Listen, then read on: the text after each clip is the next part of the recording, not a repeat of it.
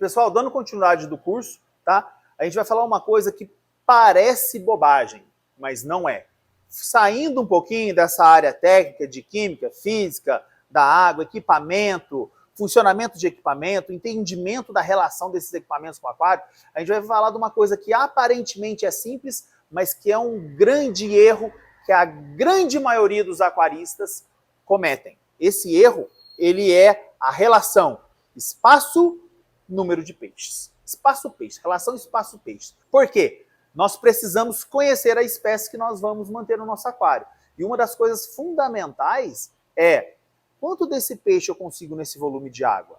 Qual que é um cardume, né, coletivo de peixes? Qual que é o número de peixes para um cardume confortável dessa espécie? Então essa relação número de peixes com o tamanho do meu aquário é fundamental. E eu vou passar para vocês dicas valiosas dessa relação espaço-peixes. Primeira coisa que a gente tem que compreender.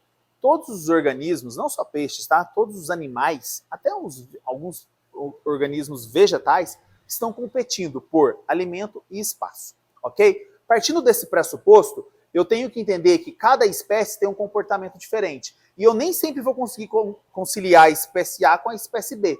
Eu gosto de fazer uma analogia muito legal. É o quê? Eu quero criar leão e galinha na mesma jaula. Eu consigo? Você não vai conseguir. O leão é um predador, a galinha é a presa. Inevitavelmente, mais cedo ou mais tarde, o leão vai comer a galinha. E existem peixes que vão comer outros peixes. Existem os peixes carnívoros. Mas não é só essa relação. Existe a relação de defesa de território, existe a relação de defesa de casal, existe a relação de competição por alimento disponível. Então eu preciso conhecer as espécies que eu vou ter no meu aquário e a quantidade que eu pretendo ter para saber dimensionar bem o meu aquário. Tendo o seu aquário já instalado em funcionamento, você já sabe o volume de água que tem nele. E aí você consegue calcular a quantidade de peixes de determinadas espécies que você conseguirá colocar lá, com uma observação muito importante: sempre calcular, sempre dimensionar pelo tamanho da espécie na sua fase adulta. É muito comum, comprei uma carpinha, pus num aquarinho, tá uma beleza. Gente, carpa passa dos seus 5, 7 quilos com facilidade. Como que você vai ter uma carpinha num aquarinho pequeno pensando no longo prazo? Lembra que eu sempre gosto de falar, a gente tem que pensar na condição animal no longo prazo. A gente está trazendo um animal para dentro de casa, para um cativeiro. A gente tem que dar as condições minimamente iguais à natureza para ele. Por exemplo, aquários de peixes pequenos. Eu sempre gosto de falar para os amigos, clientes, né, quem vem me perguntar, qual que é a quantidade de peixe que eu consigo ter. Você vai falar de um neon? É um peixe pequeno. Você vai falar do ramireze? É outro peixe pequeno. Você vai falar de uma botia? Também é um peixe considerado pequeno. Você vai falar de uma carabandeira? Já é um peixe médio, né? Como que eu vou fazer esse cálculo? Esse cálculo não é um cálculo preciso, é um cálculo que eu trago para vocês com base na minha experiência. E para peixes pequenos, realmente pequenos, neon, paulistinha, Mato Grosso, entre outros, o número de peixes que eu recomendo, lembrando, recomendo com uma filtragem adequada. Volta. Se não tiver filtragem adequada, não é essa a recomendação.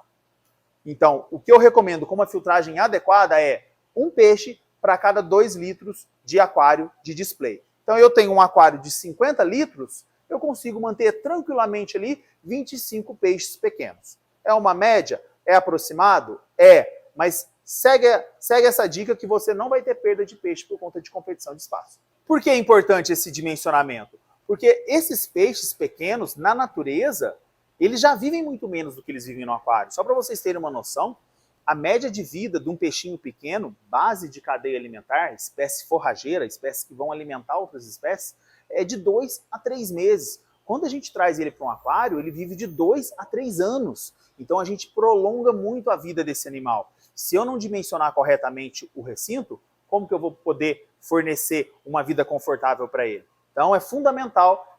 Se atenta a isso, o espaço que vocês têm para a quantidade de peixes. Eu sei que muitos vídeos, muitas fotos na internet mostram aquele aquário superlotado.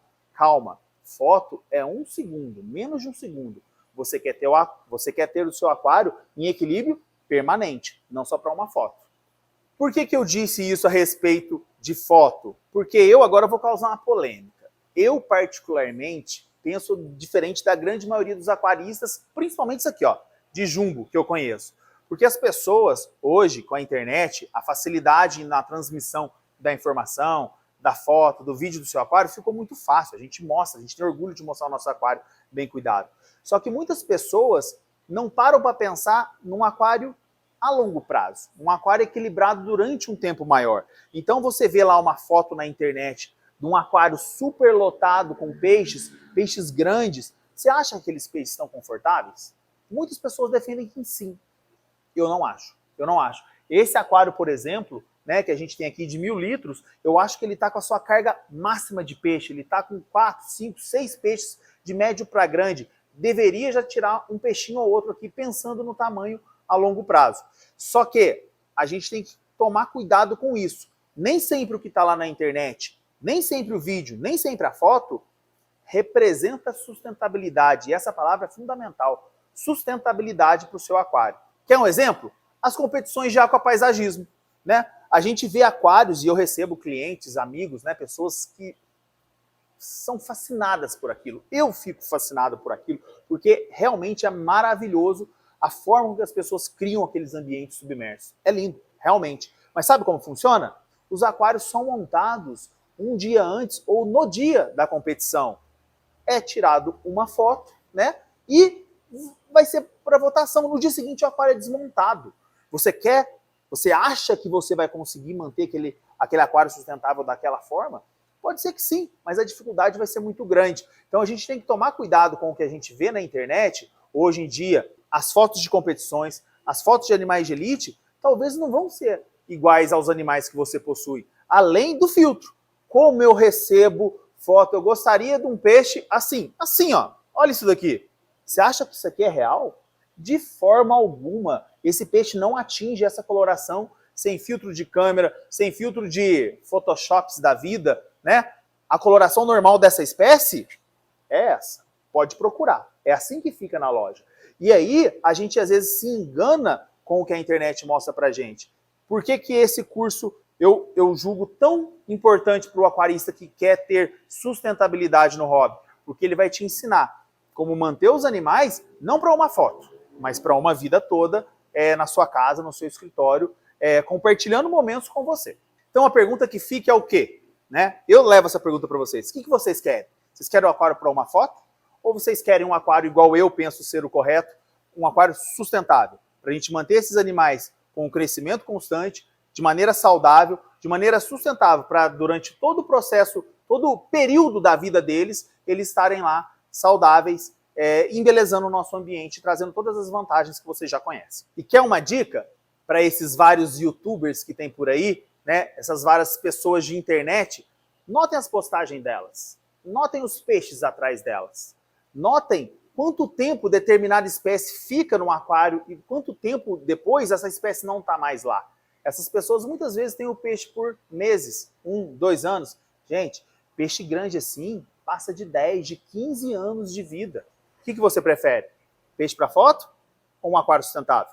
O que eu quero com isso e com essa aula é esclarecer para vocês alguns mitos, alguns fakes que existem na internet que fazem com que a gente não tenha a paciência necessária para constituir um aquário saudável e sustentável, né? Muitas coisas que nós vemos na internet, como eu disse para vocês, não é o correto. Então, o que eu gostaria é que todos tivessem essa mentalidade. Criar aquários para perpetuar, para manter os animais no maior tempo possível.